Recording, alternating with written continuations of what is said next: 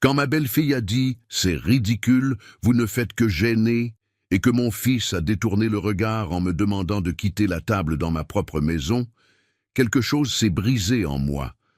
Ce n'était pas de la colère. Ce n'était pas une blessure immédiate. C'était une lucidité glaciale, cristalline, qui m'a fait comprendre que cet instant définirait le reste de ma vie. Parce qu'à ce moment précis, à mes 87 ans, moi, Henri-Louis Montreval, j'ai découvert qu'il me restait un dernier combat à mener. Et celui-là, je ne le perdrai pas. Je m'appelle Henri-Louis Montreval, 87 printemps au compteur, veuf depuis 6 ans, ancien chef de cuisine reconnu dans toute la Touraine. Ma maison, cette belle demeure bourgeoise du Vieux-Tour avec ses pierres de tuffeau et son jardin donnant sur la Loire, je l'ai achetée en 1973 avec l'argent que j'avais économisé sou par sou en travaillant 16 heures par jour. Marguerite, mon épouse, est partie en 2019, emportant avec elle la lumière de cette maison. Depuis, je vis ici avec mon fils unique Étienne et sa femme Marianne. Enfin, « avec » est un bien grand mot. Je dirais plutôt que je survis sous leur toit, sous mon propre toit en réalité. Ce dimanche de Pâques 2025, je m'étais levé à l'aube comme à mon habitude. Les vieilles habitudes ne meurent jamais vraiment. À 5 heures du matin, j'étais déjà dans la cuisine, cette pièce immense, avec ses casseroles en cuivre suspendues au plafond, ces plans de travail en marbre de Carrare que Marguerite avait tant désiré. J'avais décidé de préparer un gigot d'agneau de 7 heures, comme je le faisais autrefois pour les fêtes familiales. L'agneau venait de la ferme du Bois, à Saint-Avertin, ces éleveurs que je connais depuis 40 ans. Je l'avais acheté avec mes propres deniers, en liquide, les 80 € que je garde toujours dans une enveloppe au fond de mon portefeuille. Je me souviens de chaque geste ce matin-là, piquer l'agneau d'éclats d'ail frais et de brins de romarin du jardin, préparer la marinade avec du vin blanc de Vouvray, celui que le petit-fils de mon ancien fournisseur me livre encore discrètement. Éplucher les pommes de terre nouvelles, ces grenailles que j'aime tant, celles qui fondent dans la bouche. Préparer les haricots verts du potager, ceux que je cultive moi-même dans le carré que Marianne voulait transformer en terrasse d'allée. Chaque mouvement était une prière silencieuse, un dialogue avec les fantômes de mes souvenirs. Marguerite qui me taquinait sur ma manie de goûter 3 fois la sauce. Les Pâques d'autrefois, quand Étienne était petit et qu'il me regardait cuisiner avec des étoiles dans les yeux. Le fumet qui se répandait dans la maison était magnifique. Cette odeur d'agneau confit, d'herbes aromatiques, de beurre doré. À 10 heures, Marianne est descendue en peignoir, les cheveux en bataille, son téléphone à la main comme une extension de son bras. Elle a froncé le nez. Qu'est-ce que c'est que cette odeur? On dirait une cantine d'hospice. Je n'ai rien répondu. J'ai continué à surveiller ma cuisson, à arroser délicatement mon gigot. Elle a soupiré bruyamment, s'est servi un café et est remontée en marmonnant quelque chose sur les vieux qui se croient encore utiles. Étienne est apparu vers 11 heures, en survêtement, les yeux gonflés de sommeil. Il travaille dans l'informatique, développeur web freelance, ce qui signifie concrètement qu'il passe ses journées devant 3 écrans dans l'ancien bureau de sa mère, celui avec vue sur le jardin. « Bonjour papa, tu aurais pu me demander avant de faire tout ça. » Demander la permission de cuisiner dans ma propre cuisine. Voilà où nous en étions. « C'est Pâques, mon garçon. Je voulais faire plaisir. » Il a hoché la tête sans conviction et s'est éclipsé.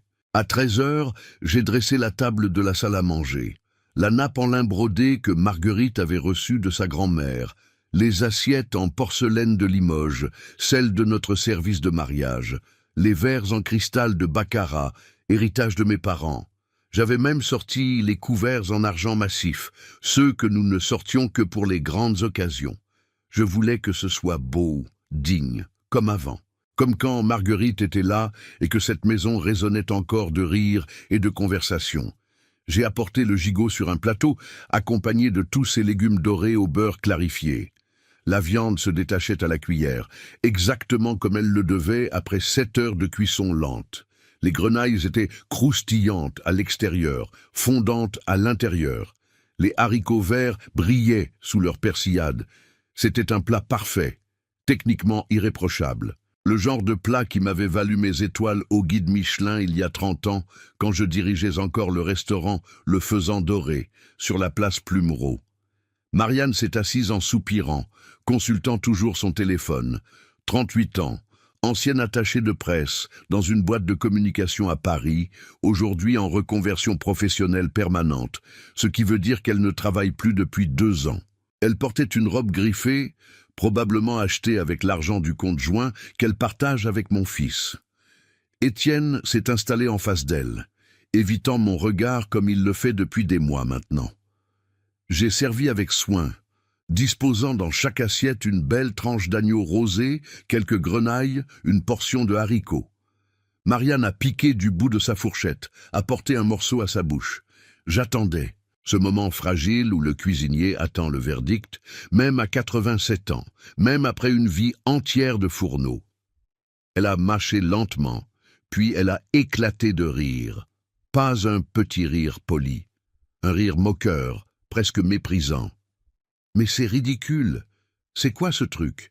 L'agneau est trop cuit, les pommes de terre baignent dans le gras. Franchement, Henri-Louis, vous ne faites que gêner dans cette cuisine.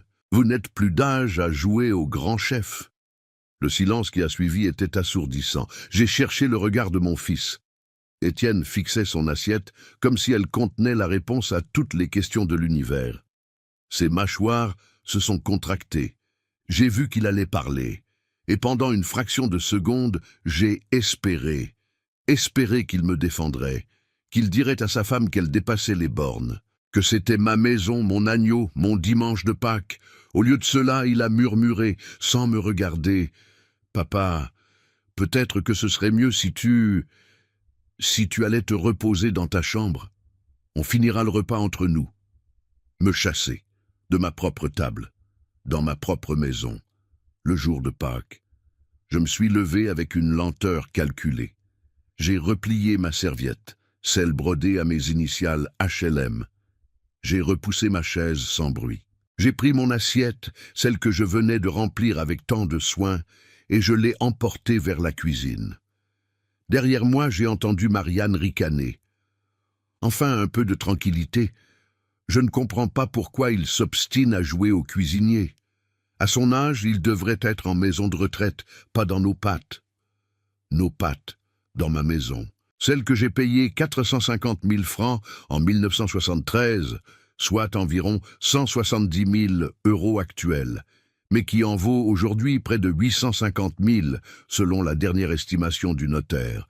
Cette maison de 400 mètres carrés, avec son jardin de 1000 mètres carrés, en plein centre de Tours. Je suis monté dans ma chambre, à l'étage, la plus petite, celle qui donnait autrefois sur la cour intérieure. Étienne et Marianne occupent la suite parentale avec dressing et salle de bain attenante, celle que Marguerite et moi avions aménagée avec tant d'amour. Je me suis assis sur mon lit étroit, mon assiette d'agneau devenue froide sur mes genoux, et j'ai mangé seul. L'agneau était parfait, 7 heures de cuisson exactement comme il fallait. La viande fondait, les épices étaient équilibrées, les légumes sublimés. Marianne n'y connaissait rien. Mais ce n'était pas le problème.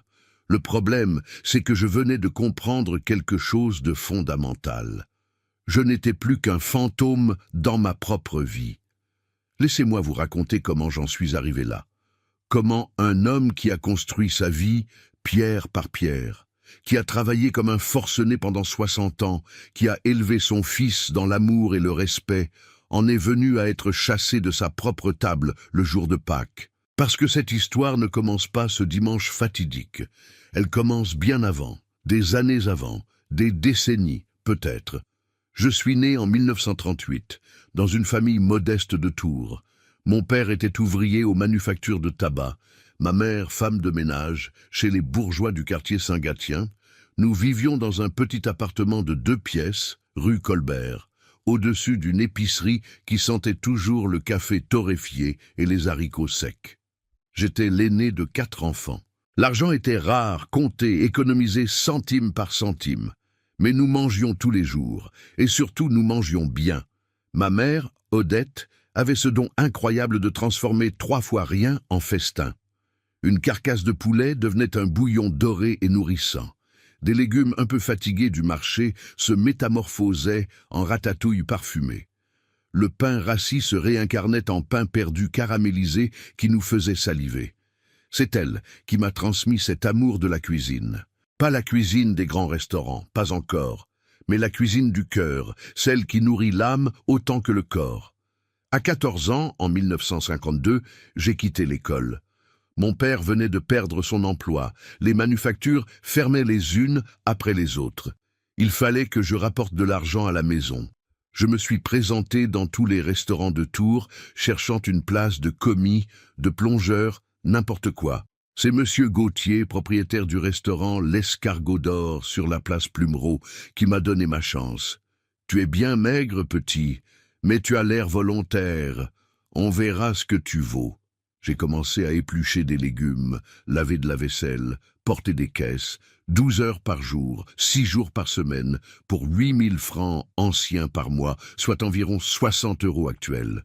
Une misère, mais j'étais au paradis. Parce qu'entre deux corvées, je regardais, j'observais, j'apprenais. Le chef de cuisine, Émile Rousseau, était un homme bourru, exigeant, perfectionniste jusqu'à la maniaquerie. Mais c'était un génie. Ses sauces étaient des poèmes liquides, ses viandes, fondantes à pleurer, ses desserts, des œuvres d'art comestibles. Il m'a pris sous son aile, sans vraiment me le dire. Il me laissait goûter, corriger mon palais. Il m'expliquait pourquoi telle cuisson plutôt que telle autre. Pourquoi ce vin dans la sauce et pas un autre? Henri Louis, la cuisine, c'est de la chimie et de l'amour. Si tu n'as pas les deux, tu n'auras rien. Pendant 7 ans, j'ai travaillé à l'Escargot d'Or, 7 ans à grimper les échelons. Commis, aide-cuisinier, cuisinier, puis second de cuisine. Je dormais dans une chambre de bonne au 6e étage, sans ascenseur, rue Bretonneau. 6 mètres carrés, un lit, une chaise, un évier. L'hiver, je voyais mon souffle se condenser. L'été, la chaleur était suffocante. Mais je m'en fichais. J'étais jeune, j'étais libre, et j'apprenais le plus beau métier du monde. C'est en 1959, à 21 ans, que j'ai rencontré Marguerite. Elle travaillait comme serveuse au restaurant. 19 ans, des yeux noisettes pétillants d'intelligence, un sourire qui illuminait la salle. Elle venait de la campagne tourangelle, de Montlouis-sur-Loire, fille de vigneron.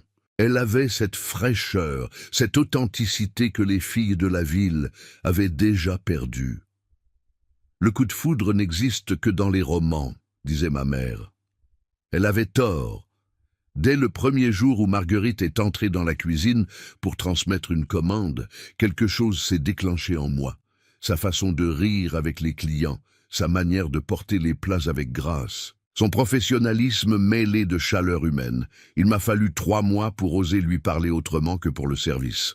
Un soir de juin, après la fermeture, alors qu'elle comptait ses pourboires à une table, je me suis approché, le cœur battant comme un tambour. « Marguerite, j'aimerais vous inviter à prendre un verre, si vous voulez, quand vous aurez le temps, sans obligation. » Elle m'a regardé avec ce sourire en coin qui allait devenir ma boussole pour les 60 années suivantes. « Un verre ? Avec vous, Henri Louis, le monsieur qui rougit chaque fois que je rentre en cuisine ?» J'ai dû virer écarlate, effectivement. Elle a éclaté de rire, pas méchamment, avec tendresse. « D'accord, dimanche après-midi, si vous êtes libre. » Nous nous sommes mariés en 1961, à la mairie de Montlouis, puis à l'église Sainte-Radegonde de Tours. Une cérémonie modeste, 40 invités, un repas préparé par mes soins et ceux de mon mentor Émile. Marguerite portait une robe simple en dentelle blanche, achetée d'occasion et retouchée par sa mère. Elle était la plus belle femme que j'avais jamais vue. Notre voyage de noces ? 2 jours à Amboise, dans une petite auberge que nous connaissions. Nous n'avions pas d'argent pour plus, mais nous avions l'essentiel. L'amour, l'espoir et des projets plein la tête. Pendant les premières années de notre mariage, nous avons vécu dans un 2 pièces rue Nationale, au-dessus d'une quincaillerie. Marguerite a continué à travailler au restaurant jusqu'en 1964, puis elle est tombée enceinte. Les médecins lui ont ordonné le repos. Nous avons survécu avec mon seul salaire qui avait augmenté. J'étais devenu chef de cuisine adjoint, 1200 francs par mois, soit environ 450 € actuels. Juste assez pour vivre décemment. pas assez pour économiser. Étienne est né le 12 mars 1965, un vendredi matin pluvieux. 7 heures de travail, 3,2 kg, des poumons qui fonctionnaient à merveille, si j'en crois ses cris. Je me souviens de ce moment où l'infirmière me l'a mis dans les bras, ce petit être rouge et fripé qui était mon fils, mon héritier, mon futur. J'ai pleuré comme un gosse. Marguerite était épuisée, mais radieuse. Il a tes yeux, Henri-Louis, et mon caractère, j'espère. Les années qui ont suivi ont été difficiles mais heureuses. Marguerite s'occupait d'Étienne à plein temps. Moi, je travaillais comme un damné. En 1967, Émile Rousseau a pris sa retraite. J'ai postulé pour le poste de chef de cuisine. Contre toute attente, M. Gauthier m'a choisi. À 29 ans, j'étais chef d'un restaurant étoilé au guide Michelin. La pression était immense. Maintenir l'étoile. Innover sans trahir l'héritage d'Émile. Former une équipe. Gérer les fournisseurs, les stocks, les coûts. Je rentrais rarement avant minuit, repartais à 6 heures du matin. Étienne grandissait sans vraiment me connaître. C'est Marguerite qui lui donnait le bain, qui lui racontait les histoires, qui soignait ses bobos, mais chaque centime que je gagnais, je le mettais de côté, dans une boîte à chaussures, d'abord, puis sur un livret d'épargne à la caisse d'épargne de Tours. Mon objectif était clair, un jour avoir mon propre restaurant, être mon propre patron, construire quelque chose de durable pour ma famille. En 1973, l'opportunité s'est présentée. Un local se libérait place Plumereau, en plein cœur du vieux Tours. 120 mètres carrés, cuisine professionnelle équipée, salle pour 50 couverts. Le propriétaire en demandait 180 000 francs, soit environ 68 000 € actuels. J'avais économisé 95 000 francs en 6 ans. La banque m'a prêté le reste après avoir étudié mon projet. Le Faisan Doré a ouvert ses portes en septembre 1973. Marguerite avait insisté pour le nom, en référence au faisan que chassait son père dans les bois de Montlouis. L'inauguration a été modeste. Quelques amis, des collègues, la famille. Étienne, 8 ans, courait partout en costume trop grand, fier comme Artaban de dire « Mon papa a un restaurant ». Les débuts ont été rudes. La concurrence était féroce à Tours. Il fallait se faire un nom, fidéliser une clientèle, obtenir des critiques favorables. Je travaillais 18 heures par jour, 7 jours sur 7. Marguerite gérait la salle, les réservations, la comptabilité. Nous dormions 4 ou 5 heures par nuit. Mais peu à peu, le bouche à oreille a fonctionné. Ma spécialité, les plats traditionnels tourangeaux, revisités avec une touche moderne, séduisait. Mon riz de veau aux morilles est devenu célèbre dans toute la région. Ma poularde en vessie aux truffes faisait venir des clients de Paris. Mon entremets aux poires Bellangevine terminait les repas dans un soupir de bonheur. En 1976, un inspecteur du guide Michelin est venu. Incognito, évidemment. Il a commandé le menu dégustation, 7 plats, accords mets et vins. Je me suis surpassé ce soir-là, sans même savoir que mon avenir se jouait. 2 mois plus tard, la nouvelle est tombée. Le Faisan Doré recevait sa première étoile. J'avais 38 ans. J'ai pleuré en lisant la lettre. Marguerite aussi. Étienne, 11 ans, ne comprenait pas vraiment l'ampleur de la chose, mais il voyait nos larmes de joie et il riait avec nous. Cette étoile a changé notre vie. Les réservations ont explosé. Les prix ont augmenté.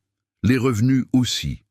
En 2 ans, j'ai remboursé intégralement l'emprunt bancaire. J'ai pu embaucher plus de personnel, investir dans du matériel de meilleure qualité, acheter directement aux meilleurs producteurs. Et surtout, en 1978, j'ai pu acheter cette maison, celle où je vis encore aujourd'hui, celle d'où mon fils voulait m'expulser. C'était une demeure bourgeoise du 19e siècle, propriété d'un médecin à la retraite qui partait vivre dans le Midi. 400 mètres carrés habitables, 6 chambres, 3 salles de bain, un immense salon avec cheminée en marbre, une salle à manger pouvant accueillir 20 personnes, une cuisine de rêve. Et ce jardin, 1000 mètres carrés de verdure dominant la Loire, avec des tilleuls centenaires, un vieux puits, une serre en fer forgé. Le prix, 450 000 francs, soit environ 170 000 € actuels. une fortune. Mais j'avais économisé. Et surtout, j'avais confiance en l'avenir.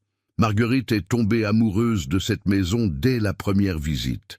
Elle courait d'une pièce à l'autre comme une enfant, imaginant déjà la décoration, les aménagements, les réceptions que nous pourrions organiser.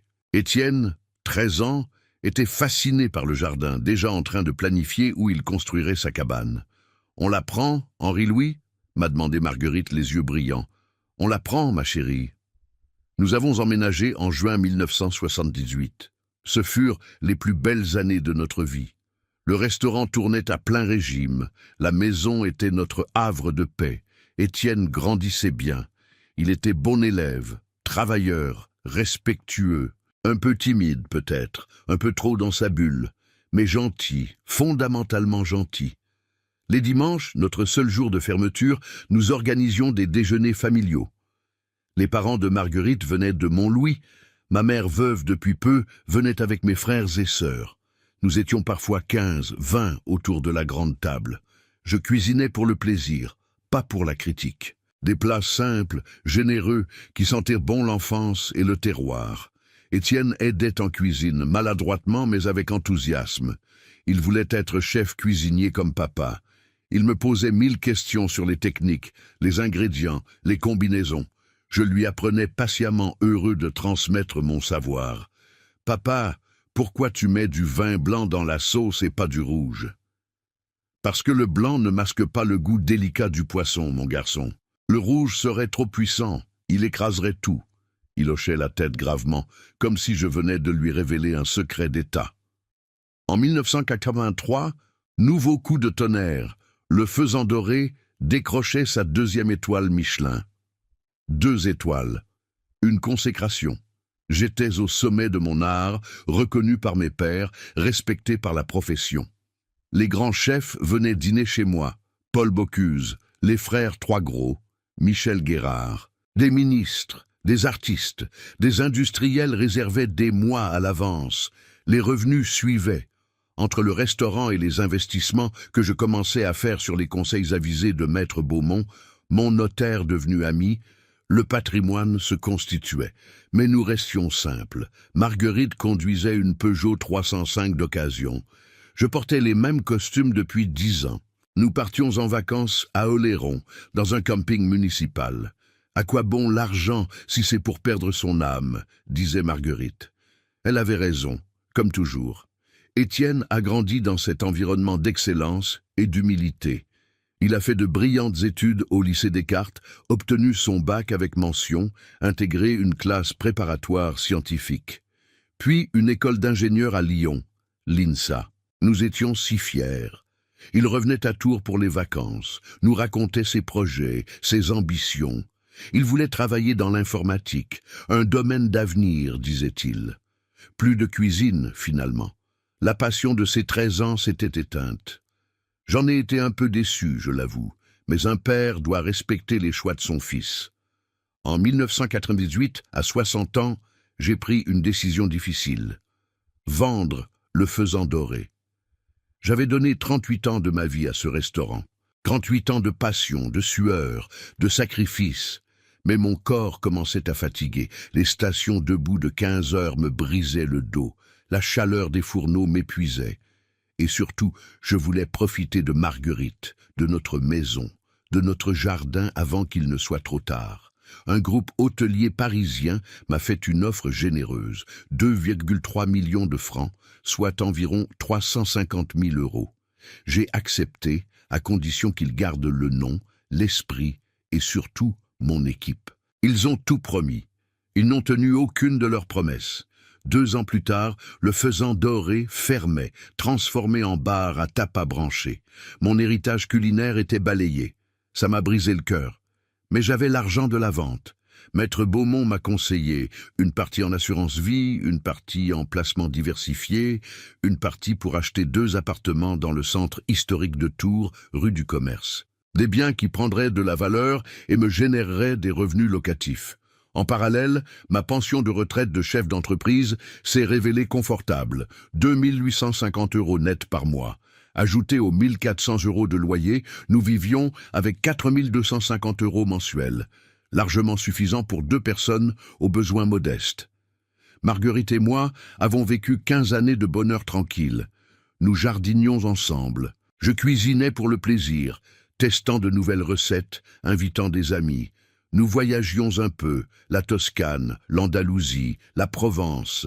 Rien d'extravagant, mais des moments précieux, gravés dans ma mémoire comme des diamants. Étienne venait nous voir régulièrement, tous les 15 jours environ. Il travaillait comme développeur web en freelance, vivait à Tours dans un appartement moderne du quartier des Deux Lions. Il semblait heureux, épanoui, indépendant. Il nous parlait de ses clients, de ses projets, de sa vie de célibataire endurci. Je ne trouve pas la bonne, papa. Elles sont toutes trop matérialistes, trop superficielles. Je souriais. Tu trouveras, mon garçon. Le jour où tu ne chercheras plus, elle apparaîtra. Et elle est apparue, effectivement. En 2017, Marianne Lescure, 35 ans, attachée de presse dans une agence de communication parisienne. Ils se sont rencontrés lors d'un salon professionnel à Paris. Étienne y participait pour présenter ses services de développement web. Le coup de foudre, selon Étienne. 6 mois plus tard, en décembre 2017, ils se mariaient.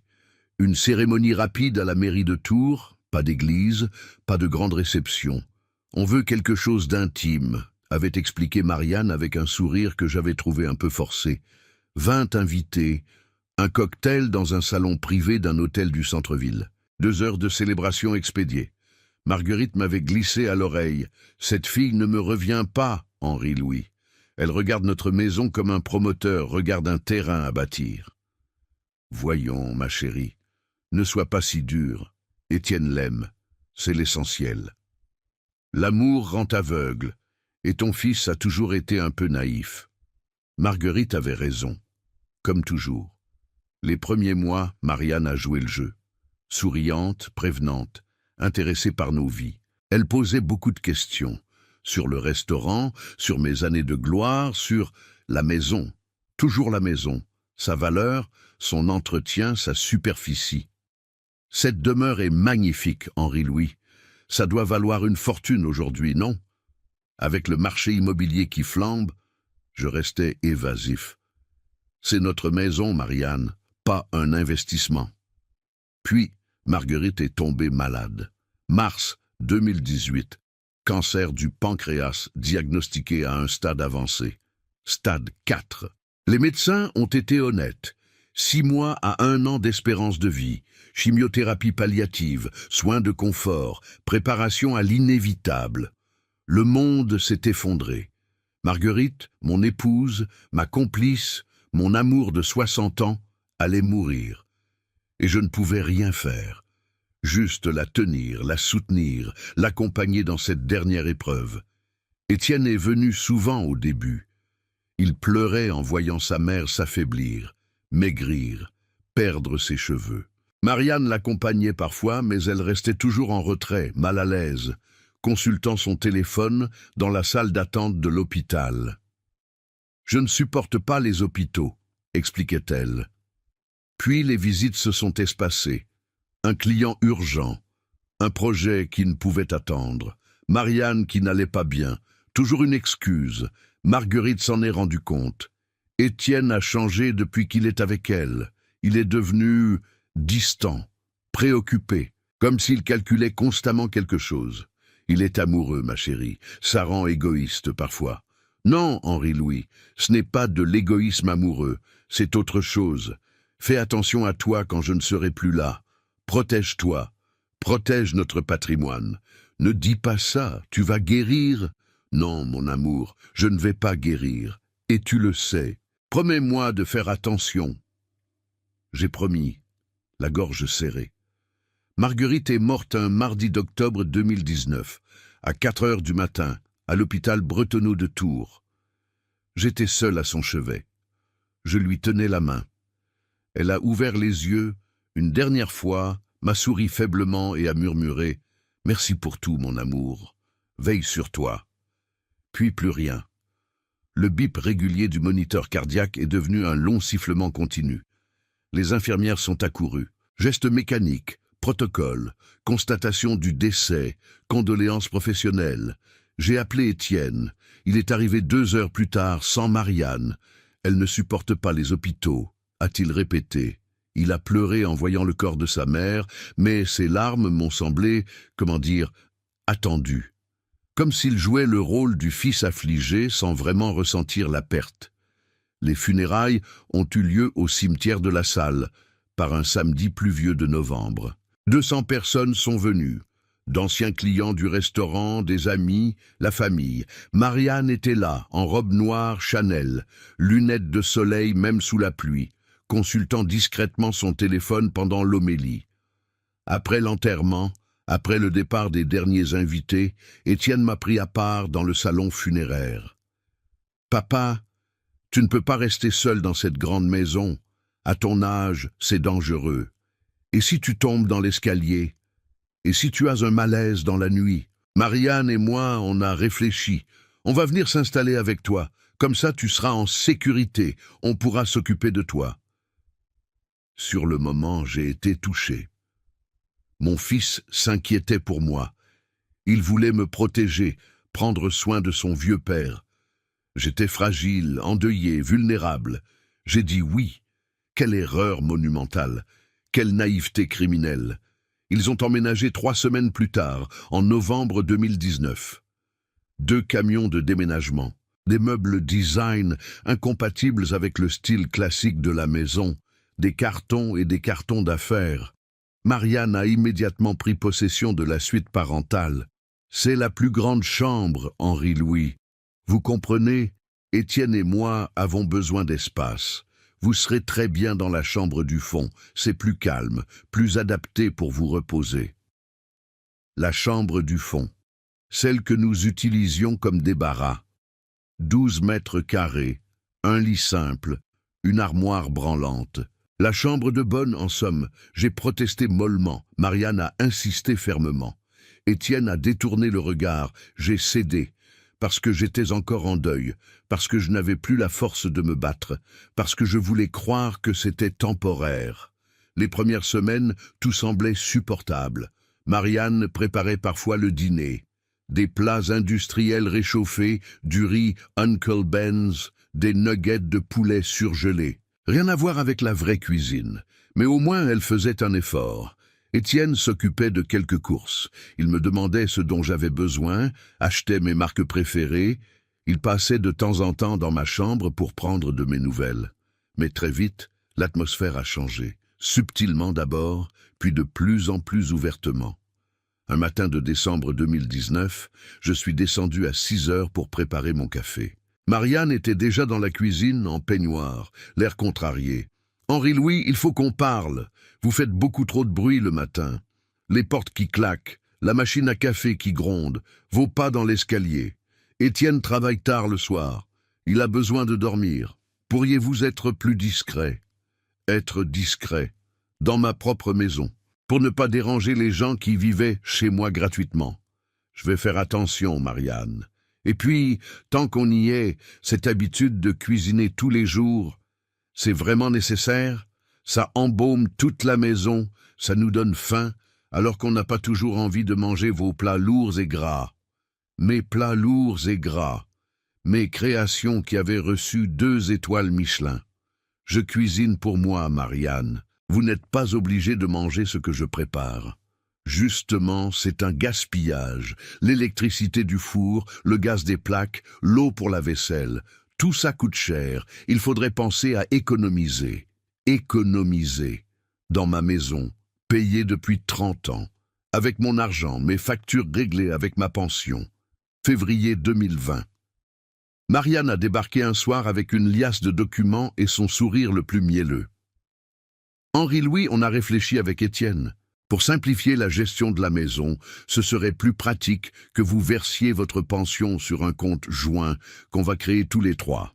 Comme ça, on paie centralement toutes les charges, électricité, eau, gaz, taxes, nourriture, entretien. Et on vous donnera un peu d'argent de poche chaque semaine, disons 200 €, pour vos petites dépenses personnelles. Ce sera tellement plus simple. Plus besoin de vous embêter avec les factures, les virements, tout ça. On s'occupe de tout. de l'argent de poche, 200 € par semaine, quand ma pension était de 2850 € par mois et mes loyers de 1400 €, soit 4250 € mensuels dont il voulait me laisser 800 €. J'ai refusé, poliment mais fermement. Je vous remercie, Marianne, mais je préfère gérer mes comptes moi-même. J'ai toujours fait ça, je suis habitué. Son sourire s'est figé. Vous n'avez pas confiance en nous? Ce n'est pas une question de confiance. C'est une question d'autonomie. Votre autonomie, Henri-Louis, parlons-en. À votre âge, avec vos petits problèmes de mémoire. Je n'ai aucun problème de mémoire. Vraiment, parce que la semaine dernière, vous avez oublié de fermer le gaz. Mensonge. Je n'oublie jamais de fermer le gaz. Jamais. 60 ans de métier, des réflexes ancrés dans la moelle. Étienne est intervenu, mal à l'aise. Papa, c'est vraiment plus pratique comme ça. Fais-nous confiance. Non, Étienne, c'est non. Marianne est sortie de la cuisine en claquant la porte.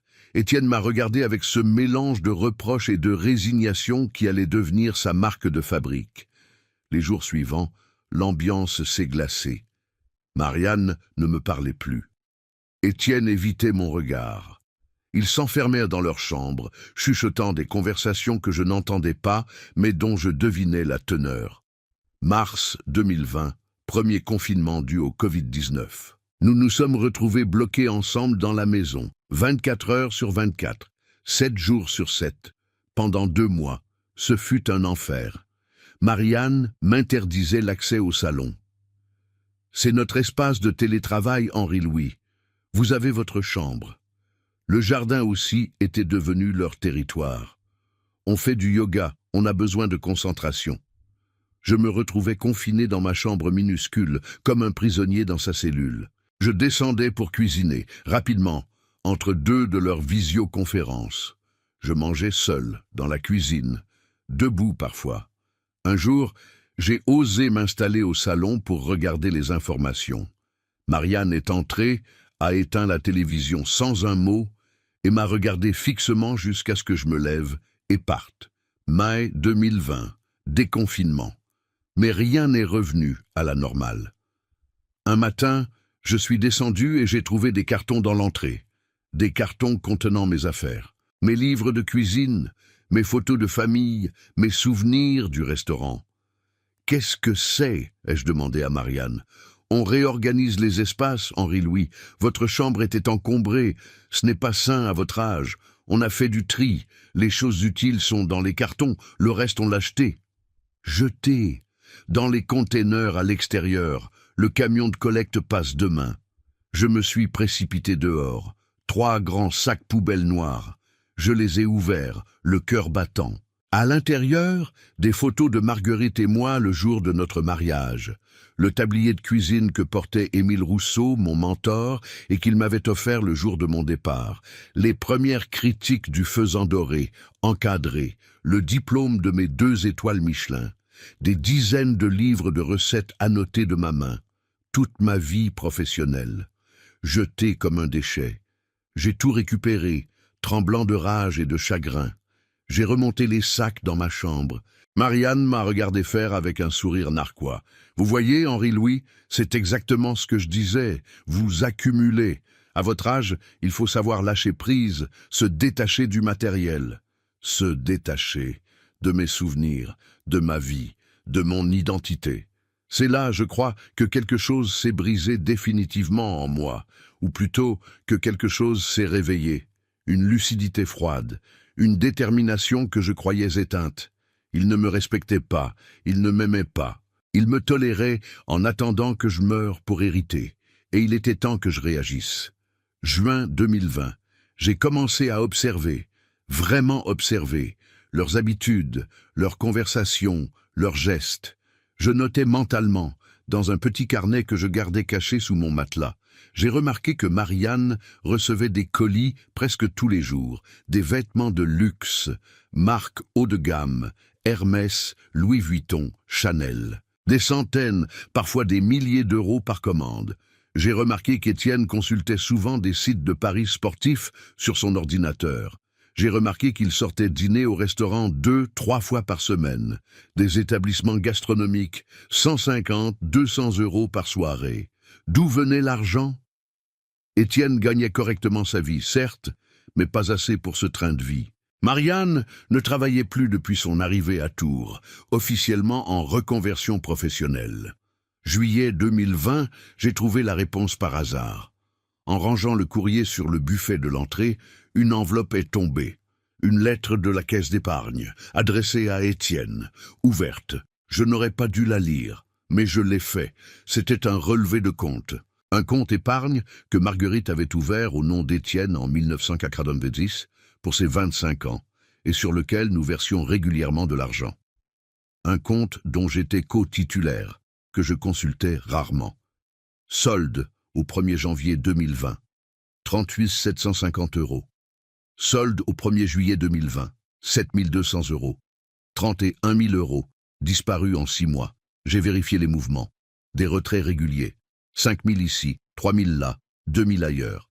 Toujours en dessous du seuil de 10 000 euros qui aurait déclenché un signalement automatique. Étienne avait vidé le compte, sans me demander, sans me prévenir. C'était son compte, certes, mais j'étais co-titulaire. Et surtout, c'était l'argent que sa mère et moi avions mis de côté pour lui, pour son avenir, pour un projet important. Pas pour financer les caprices de Marianne et ses paris perdants. J'ai confronté Étienne le soir même. Ce compte épargne, tu l'as vidé. Il a pâli. Papa, j'en avais besoin. Des investissements professionnels, du matériel informatique. 31 000 euros de matériel informatique et des formations pour me perfectionner. Mensonge.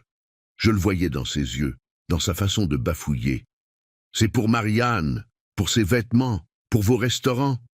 Non, enfin, papa, on a le droit de profiter un peu de la vie, non? Cet argent, il était à moi de toute façon. Cet argent était pour ton avenir, pour acheter un bien immobilier, créer ton entreprise, quelque chose de solide, pas pour le claquer en futilité. Mais futilité, comme tu dis, c'est ma vie. Et puis, soyons honnêtes, papa, tu as largement les moyens.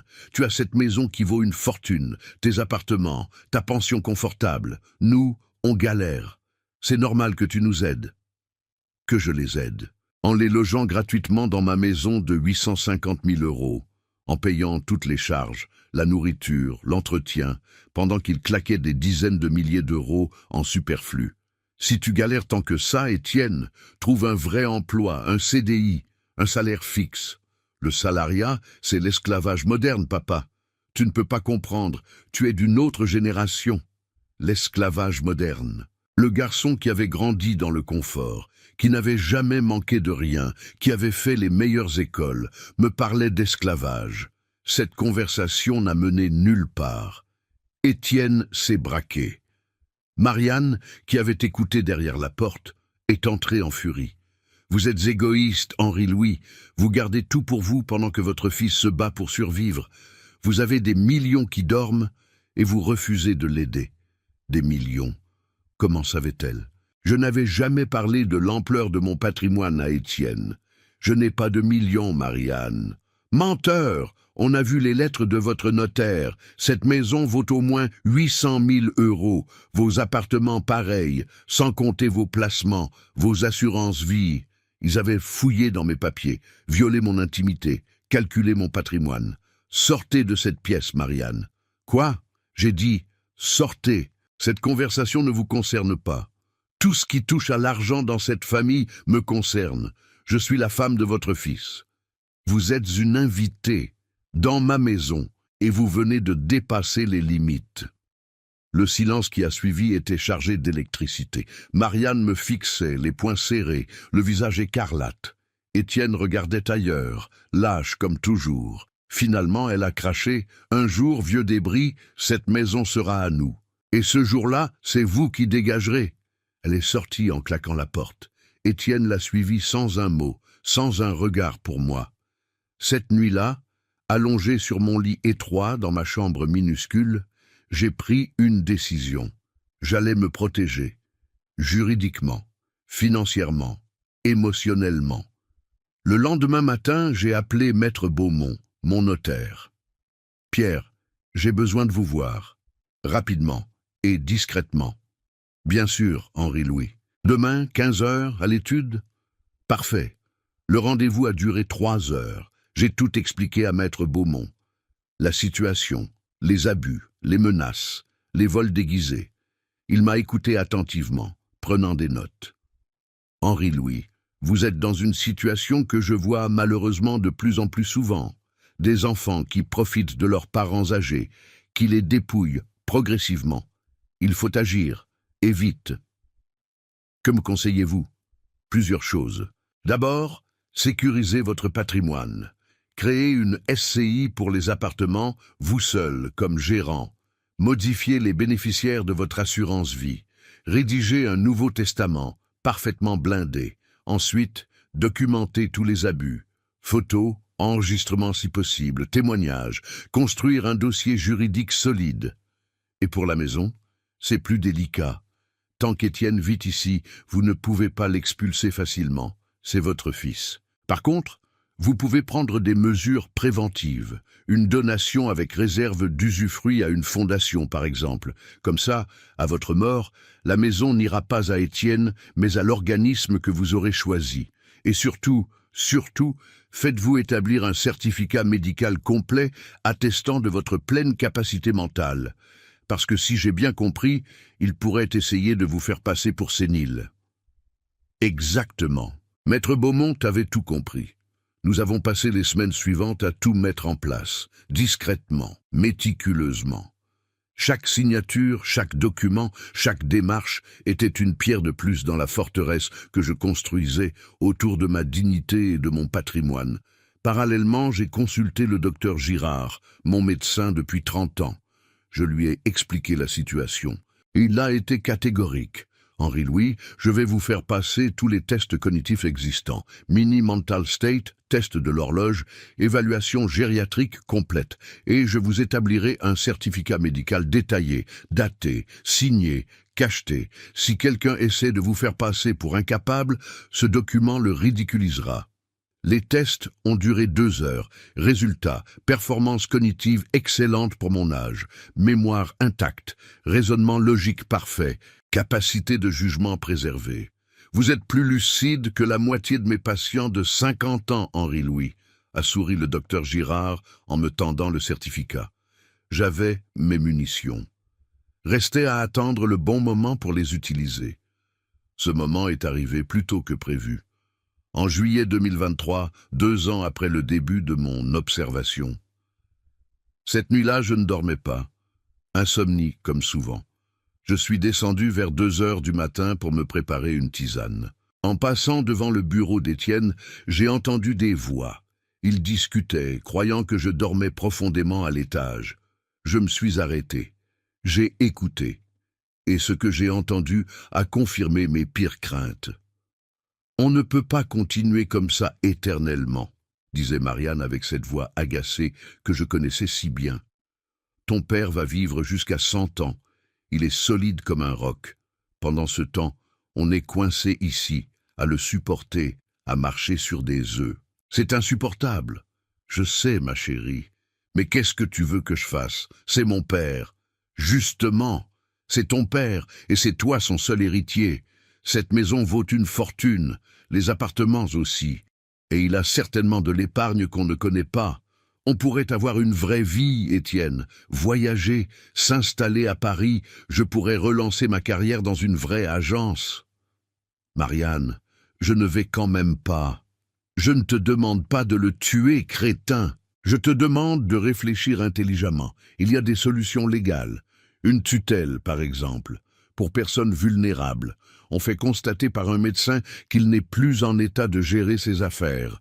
Difficultés cognitives, début d'Alzheimer, ce genre de choses. Ensuite, tu es nommé tuteur et tu gères tout, la maison, l'argent, les décisions. Il n'a pas Alzheimer, Marianne, il est parfaitement lucide. C'est une question de présentation, mon chéri.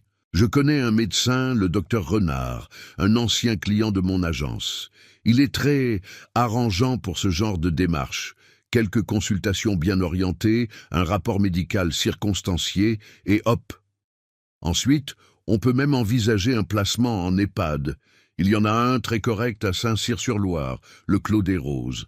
3200 € par mois, certes, mais avec sa pension et la vente d'un appartement, c'est largement finançable. Tu veux mettre mon père en maison de retraite? Je veux qu'on récupère notre vie. On a 48 et 38 ans, Étienne. On mérite de profiter. Cette maison devrait être à nous. Cet argent devrait nous servir maintenant, pas dans 10 ou 15 ans quand on sera trop vieux pour en profiter. Le silence qui a suivi a duré une éternité.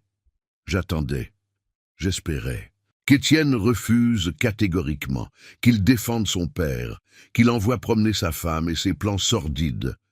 Mais la réponse est venue, faible, honteuse. Laisse-moi réfléchir. Pas non, pas jamais. Juste, laisse-moi réfléchir. Mon fils envisageait de me voler ma liberté, de me faire passer pour fou, de m'enfermer dans une institution. Pour l'argent. Je suis remonté dans ma chambre sans faire de bruit, ma tisane oubliée. Je me suis assis sur mon lit et je n'ai pas fermé l'œil de la nuit. Mais ce n'était pas de la tristesse que je ressentais, c'était une détermination glaciale.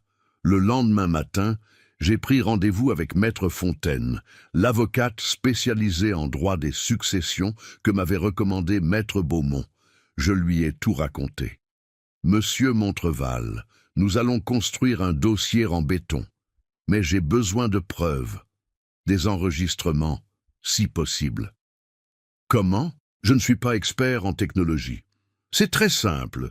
Il existe des petits enregistreurs vocaux numériques, discrets, efficaces. Légalement, en France, vous avez le droit d'enregistrer une conversation à laquelle vous participez, même à l'insu des autres. Article 226.1 du Code pénal. Le jour même, avec l'aide de Philippe Mercier, mon ancien sous-chef devenu ami fidèle, j'ai acheté un petit enregistreur vocal. Minuscule. Je pouvais le garder dans la poche de ma veste sans que personne ne le remarque. Et j'ai commencé à documenter chaque humiliation, chaque manipulation, chaque tentative de me dépouiller. Septembre 2023. Marianne a voulu réorganiser ma chambre. Elle est entrée sans frapper, avec des sacs poubelles. « Henri-Louis, on va faire du tri. À votre âge, il faut simplifier, désencombrer. » Mon enregistreur tournait. « Marianne, ce sont mes affaires. J'aimerais que vous me laissiez gérer moi-même. Vous ne savez plus gérer, Henri-Louis. Regardez ce bazar, ces vieux livres inutiles, ces photos partout, ces souvenirs qui ne servent à rien. » Elle a commencé à jeter mes livres de cuisine dans un sac. Des éditions originales, des ouvrages annotés de ma main. « Arrêtez, s'il vous plaît. »« Non, Henri-Louis, c'est pour votre bien. » Étienne était là, dans l'encadrement de la porte. Il regardait sa femme vider ma vie sans dire un mot. « Étienne, tu la laisses faire ?» Il a haussé les épaules. « Papa, elle a raison. Tu gardes trop de choses, c'est pas sain. » Tout enregistré. Chaque mot, chaque silence complice. Novembre 2023. Ils ont organisé un dîner pour 8 personnes, des amis parisiens de Marianne. Elle m'a convoqué dans la cuisine, l'enregistreur dans ma poche. « Henri-Louis, samedi soir, on reçoit des amis. Ce serait bien que vous mangiez dans votre chambre. Nos invités ne vous connaissent pas et franchement, les conversations vont vous ennuyer. C'est mieux pour tout le monde. C'est ma maison, Marianne, je mangerai où je veux. » Votre maison. Vous plaisantez? Étienne et moi vivons ici, on paye les factures. Vous ne payez rien du tout. Toutes les charges sont sur mon compte. Parce que vous nous empêchez de contribuer. On a proposé 100 fois de participer. Mensonge total. Jamais il n'avait proposé quoi que ce soit. Le samedi soir, je suis resté dans ma chambre. J'ai entendu leur rire, leur conversation bruyante, le cliquetis de mes verres en cristal. Ils ont utilisé mon plus beau service, mes assiettes de Limoges, mes couverts en argent massif, sans me demander, sans me remercier. Le lendemain, en nettoyant, j'ai découvert qu'un verre était cassé, un baccarat qui valait au moins 200 €. Marianne, le verre en cristal est cassé. Ah oui, un accident, ça arrive. C'était un baccarat, de mon service de mariage. Henri-Louis, franchement, à votre âge, vous devriez relativiser. C'est juste un verre. On n'emporte rien dans la tombe. Juste un verre. Un morceau de mon histoire avec Marguerite, réduit à juste un verre. Décembre 2023. Marianne a commencé à parler ouvertement du docteur Renard. Henri-Louis, vous devriez consulter un gériatre. C'est important à votre âge. Le docteur Renard est excellent. Il s'occupe spécifiquement des personnes âgées. Je vous ai pris rendez-vous pour mardi prochain. Enregistreur allumé. Je n'ai pas besoin de gériatre, Marianne. J'ai mon médecin traitant. Le docteur Girard est gentil, mais il n'est pas spécialisé. Le docteur Renard fera un bilan complet. C'est important pour votre sécurité. Pour ma mise sous tutelle, oui. Je refuse. Vous refusez de prendre soin de votre santé? Étienne, tu entends ça? Étienne a soupiré. Papa, fais-le. Pour nous rassurer. Pour les rassurer.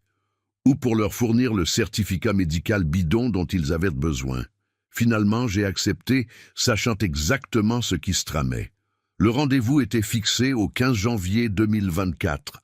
Le docteur Renard était exactement ce que j'imaginais. Cabinet privé luxueux dans le quartier Gramont. 55 ans, costume 3 pièces, sourire professionnel un peu trop large. Mon enregistreur tournait dans ma poche. La consultation a duré 45 minutes. Des questions orientées, biaisées, conçues pour me faire dire que j'étais confus, perdu, incapable. Monsieur Montreval, quel jour sommes-nous? Mardi 15 janvier 2024. Et quel âge avez-vous? 86 ans. Vous vivez seul? Non, avec mon fils et ma belle-fille. Et qui gère vos comptes, vos factures? Moi-même. Vraiment? Vous êtes sûr? Parce que Madame Lescure m'a expliqué que vous aviez parfois des difficultés. Madame Lescure se trompe. Je gère mes affaires parfaitement. Il a pris des notes, l'air dubitatif. Vous arrive-t-il d'oublier des choses? De ne plus savoir où vous êtes? Jamais. Votre famille s'inquiète pour vous. Ma famille s'inquiète surtout pour mon patrimoine. Il a relevé les yeux, surpris. Que voulez-vous dire? Exactement ce que je dis, docteur. Je ne suis pas sénile. Je sais parfaitement ce qui se passe et je sais pourquoi je suis ici. Le reste de la consultation a été tendu. À la fin, il m'a serré la main avec un sourire crispé. Je vais faire un rapport complet pour votre famille, monsieur Montreval. Faites donc, docteur. Faites donc. 2 semaines plus tard, Marianne a reçu le rapport. Je n'en ai jamais vu le contenu officiel, mais j'imagine aisément. Monsieur Montreval présente des signes de confusion, de troubles de la mémoire, de difficultés à gérer ses affaires courantes. Un placement sous protection juridique serait souhaitable, sauf que ce rapport n'avait aucune valeur face au certificat du docteur Girard, établi par mon médecin traitant de 30 ans, avec tests complets à l'appui. Mars 2024. Les choses se sont accélérées. Marianne a trouvé un prétexte pour fouiller mon bureau. Elle cherchait mes papiers, mes relevés bancaires, mes documents d'assurance vie. Elle ne les a pas trouvés, parce que tout était chez Maître Beaumont, en sécurité. Sa frustration était palpable. Avril 2024. Étienne m'a annoncé qu'ils allaient rénover la maison. « Papa, cette maison est vieille. Il faut la moderniser pour qu'elle garde sa valeur. On va faire des travaux importants. Réfection de la toiture, changement des fenêtres, rénovation de la cuisine et des salles de bain. Ça va coûter cher dans les 150 000 €, mais c'est un investissement. 150 000 € de travaux, dans ma maison, sans mon autorisation. Et qui va payer ces travaux? Ben, toi, papa, c'est ta maison. Justement, c'est ma maison, et je ne veux pas de travaux. Tu ne peux pas rester dans le passé, cette baraque tombe en ruine. Ma baraque était parfaitement entretenue. Toiture refaite en 2015, fenêtres changées en 2018. Cuisine et salle de bain rénovées en 2020. Non, Étienne, pas de travaux. On va les faire quand même, pour ton bien. Pour mon bien. Ou pour me déloger temporairement, me placer quelque part pendant les travaux et ne jamais me laisser revenir. C'est à ce moment-là, en avril 2024, que j'ai su qu'il était temps d'agir, que je ne pouvais plus attendre, qu'ils allaient passer à l'action et que je devais les devancer. J'ai convoqué une réunion avec maître Beaumont et maître Fontaine. Nous avons finalisé tous les documents. La donation avec réserve d'usufruit à la Fondation de France, le Nouveau Testament, les changements de bénéficiaires, la constitution du dossier juridique avec tous les enregistrements transcrits et certifiés. Tout était prêt. J'attendais juste le déclencheur. Le moment où il franchirait la ligne rouge une dernière fois. Ce moment est arrivé ce dimanche de Pâques 2025.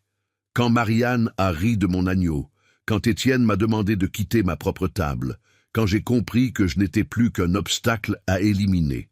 Le lendemain, lundi de Pâques, je me suis levé très tôt. J'ai enfilé mon plus beau costume, celui en laine grise que je portais aux grandes occasions du restaurant. Je me suis fait raser chez le coiffeur. J'ai pris un taxi jusqu'à l'étude de maître Beaumont. « Pierre, on y va, aujourd'hui. » Il a souri. J'attendais ce moment, Henri-Louis. Tout est prêt. À 11 heures, tous les documents étaient signés. La donation était enregistrée, irréversible. La maison, les appartements, tout était protégé. À 14 heures, maître Dupuis, huissier de justice, s'est présenté aux 24 rues nationales. Étienne et Marianne étaient là, surpris par cette visite inattendue. « Monsieur Montreval, pourriez-vous confirmer votre identité complète ?» J'ai décliné mon état civil d'une voix claire et ferme. Étienne et Marianne me regardaient, interloqués. La suite, vous la connaissez. La notification de la donation, l'annonce de l'assignation en justice pour tentative d'escroquerie, la notification d'expulsion, leur visage, la stupéfaction, la rage, l'incrédulité. « Papa, qu'est-ce que tu as fait ?» Ce que j'aurais dû faire il y a longtemps, Étienne, me protéger de toi, de ta femme, de votre cupidité. Les semaines qui ont suivi ont été tendues, mais libératrices. Marianne ne m'adressait plus la parole, ce qui était un soulagement. Étienne oscillait entre la colère froide et les tentatives pathétiques de réconciliation. Ils ont essayé de faire annuler la donation. Leur avocat a plaidé l'influence indue, la captation d'héritage, la donation déguisée. Maître Beaumont les a pulvérisés avec les certificats médicaux, les enregistrements, les témoignages. Le juge a été cinglant dans sa décision, rendue en mai 2025. Il apparaît clairement que M. Henri-Louis Montreval, loin d'être une personne vulnérable manipulée, a fait preuve d'une lucidité et d'une anticipation remarquables face aux manœuvres frauduleuses de son fils et de sa belle-fille. La donation contestée est parfaitement valide et répond à une volonté clairement exprimée de protéger son patrimoine contre des héritiers indignes. Demande rejetée. Le procès pénal a eu lieu en septembre 2025. La salle d'audience était pleine. J'ai témoigné calmement, factuellement. Les enregistrements ont été diffusés. Entendre la voix de Marianne, planifier ma mise sous tutelle, entendre Étienne acquiescer a créé un malaise palpable. Le procureur a été impitoyable dans son réquisitoire. Ce que nous voyons ici, mesdames et messieurs, c'est la pire forme de trahison familiale. Des enfants qui, non contents de vivre gratuitement chez leurs parents âgés, planifient méthodiquement de le déposséder de sa liberté et de ses biens. L'usage d'un médecin complaisant, la falsification de certificats médicaux, la recherche d'un établissement pour l'y placer contre son gré, tout cela dans l'unique but de s'enrichir. Heureusement, M. Montreval a eu la présence d'esprit, le courage et les ressources pour se protéger. Je requiers 8 mois de prison avec sursis et 5 000 € d'amende pour M. Montreval fils, 1 an avec sursis et 8 000 € d'amende pour Mme Lescure, ainsi qu'une interdiction de contact pendant 5 ans. Le verdict est tombé en octobre 2025, conforme aux réquisitions. Étienne et Marianne ont fait appel. La Cour d'appel d'Orléans a confirmé le jugement en janvier 2026, aggravant même légèrement les peines et les dommages et intérêts. Ils ont quitté la maison fin novembre 2025. Je les ai regardés charger leurs affaires dans un camion de déménagement. Étienne a eu un dernier regard vers moi, un mélange de honte, de rage, de regret peut-être. Je n'ai rien dit. Qu'aurais-je pu dire ? Bonne chance ? prend soin de toi? Ce serait hypocrite. Il est monté dans le camion. Marianne n'a même pas regardé dans ma direction. Et ils sont partis. La porte s'est refermée sur 48 ans de relation père-fils, sur 60 ans d'espoir et de sacrifice, sur tout ce que j'avais construit pour lui et qu'il avait gâché par cupidité. Aujourd'hui, en ce 19 janvier 2026, je vis seul dans ma maison. Enfin, pas totalement seul. Philippe Mercier, mon ancien sous-chef, vient déjeuner avec moi 2 fois par semaine. Nous cuisinons ensemble, comme au bon vieux temps du faisan doré. Nous parlons de cuisine, de technique, de souvenirs. Il a 80 ans, moi 87. Nous sommes 2 vieux chefs qui refusent de lâcher leur passion. La semaine dernière, nous avons préparé une blanquette de veau. La vraie à l'ancienne, avec le bouillon préparé la veille, les légumes coupés au bon calibre, la sauce liée au jaune d'œuf et à la crème. 4 heures de travail. Pour 2 personnes, un délice absolu. Maître Beaumont passe prendre le café de temps en temps. Il me raconte les derniers potins juridiques de Tours, me tient au courant de la gestion de ma SCI, me conseille sur les placements.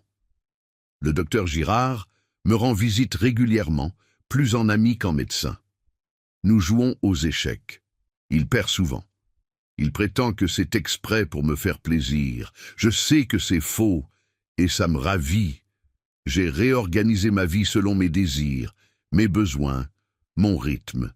Je dors dans la suite parentale, celle que Marguerite et moi avions aménagée. J'ai remis nos photos partout. Son parfum est encore dans l'armoire. Je le respire parfois, fermant les yeux, me souvenant. Le jardin est redevenu mon sanctuaire. Je cultive mes légumes, mes herbes aromatiques, mes fraisiers. Chaque matin, je prends mon café sur la terrasse, regardant la Loire couler tranquillement.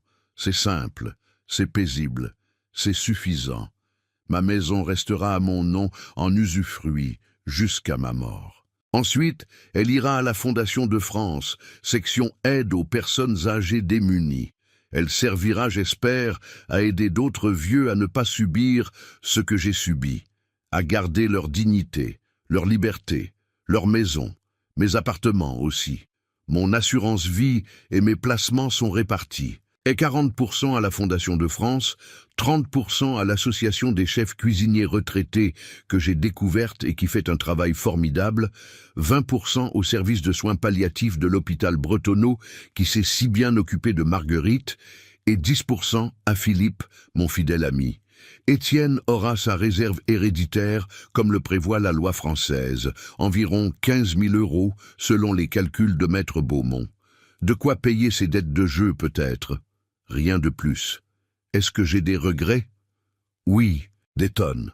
Je regrette de ne pas avoir vu plus tôt qui était vraiment devenu mon fils, de m'être aveuglé pendant des années sur sa faiblesse de caractère, sa lâcheté, sa cupidité.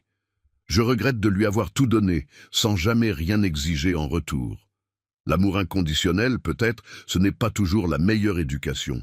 Je regrette que Marguerite soit partie avant de voir tout ça. Ou au contraire, je suis soulagé qu'elle soit partie sans voir ça. Elle en serait morte de chagrin. La nuit, parfois, je pense à ce petit garçon qui courait dans le jardin, qui me montrait fièrement ses dessins d'école, qui voulait être chef cuisinier comme papa, et je me demande où j'ai échoué. À quel moment le chemin s'est-il tordu? Quelle erreur ai-je commise dans son éducation? Trop d'amour, trop de facilité, pas assez de limites, pas assez de non? Je ne sais pas. Je ne saurai jamais. Mais alors je me souviens du rire de Marianne, du regard détourné d'Étienne, des mots « vous ne faites que gêner ». Et je sais que j'ai fait le bon choix, parce que certaines trahisons sont inexpiables, parce que certaines blessures ne guérissent jamais, parce que la dignité, à 87 ans, vaut tous les fils du monde. Il y a 3 semaines, j'ai reçu une lettre d'Étienne, une longue lettre manuscrite, 6 pages d'écriture serrée. Il s'excusait. Il disait qu'il avait tout gâché, qu'il s'était laissé manipuler par Marianne, qu'il regrettait, qu'il voulait me revoir, reconstruire notre relation, qu'il avait divorcé, que Marianne était partie vivre à Paris avec un homme plus riche, un investisseur qu'elle avait rencontré durant le procès. Papa, je sais que je ne mérite pas ton pardon, Mais je voudrais au moins te parler, t'expliquer, te dire que je t'aime, même si je l'ai montré de la pire façon qui soit. Tu es mon père, je suis ton fils. Ça ne peut pas se terminer comme ça. J'ai lu cette lettre 3 fois, puis je l'ai posée sur la table de la cuisine, à côté de la photo de Marguerite prise dans ce même jardin il y a 30 ans. Elle souriait, heureuse, insouciante, aimée. « Qu'est-ce que tu en penses, ma chérie ?» ai-je murmuré à la photo. Le silence de la maison m'a répondu. J'ai pris la lettre. Je l'ai rangée dans un tiroir, sans y répondre. Pas par cruauté, pas par vengeance, simplement parce que je ne sais pas quoi dire. Le pardon, c'est beau en théorie, c'est noble, généreux, libérateur. Mais certaines trahisons creusent des gouffres qu'aucun pont ne peut franchir. Peut-être qu'un jour, je répondrai à cette lettre.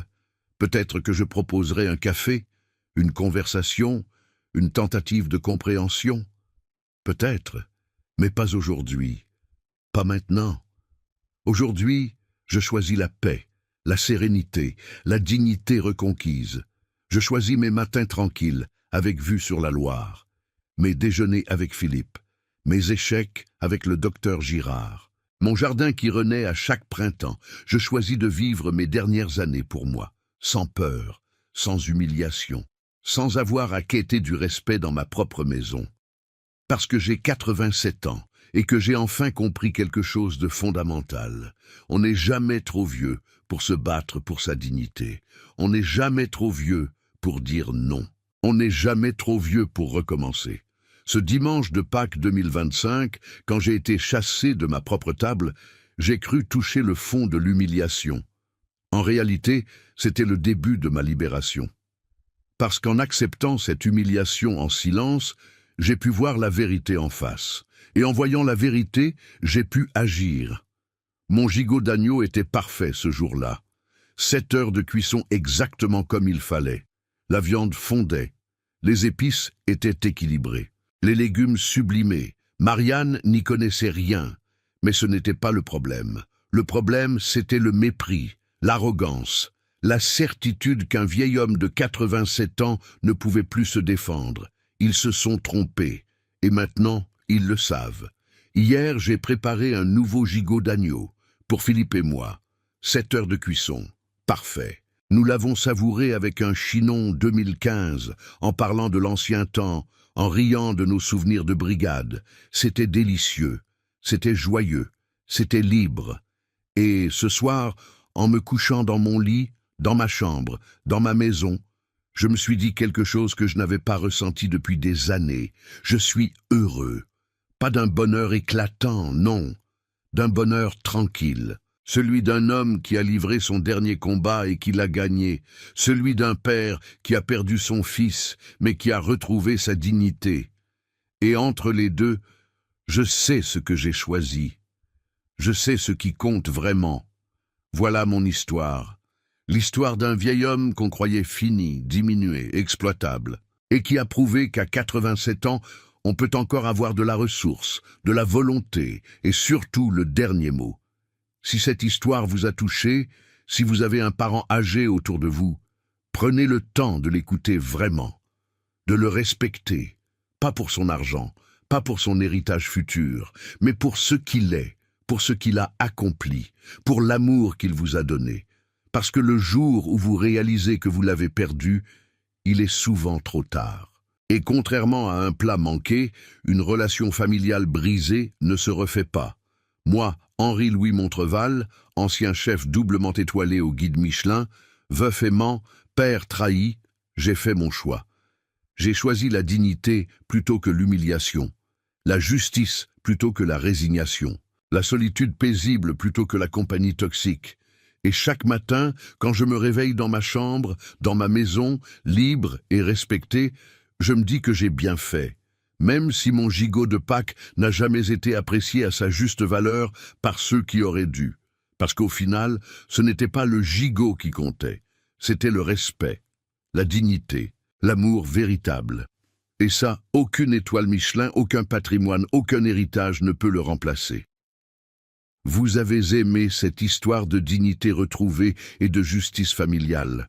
N'oubliez pas de liker cette vidéo, de la partager avec vos proches et de vous abonner à la chaîne Histoire de Père pour plus de récits authentiques et émouvants. Dites-moi dans les commentaires, pensez-vous qu'Henri Louis a eu raison d'aller jusqu'au bout? De quelle ville de France nous écoutez-vous? Avez-vous vécu une situation similaire dans votre famille? Et souvenez-vous, le respect n'a pas d'âge et la dignité n'a pas de prix.